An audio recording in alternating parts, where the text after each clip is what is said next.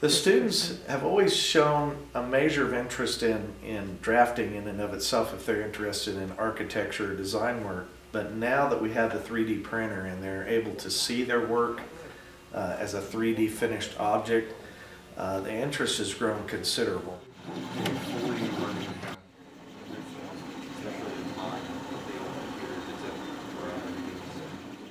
It's challenged them to make more things and to be more specific in their drawings and put more detail in their drawings because they actually see what they're missing once it's printed out. Well, this one, I don't think this is metal, but...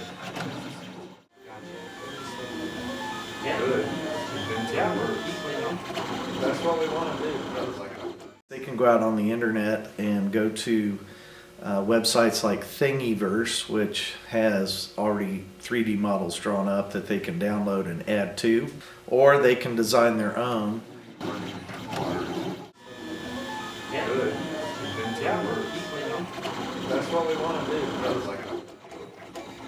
Pretty well. We killed it. Design to production. So in a lot of ways it's vastly improved the desire to take the class and how they perform in the class.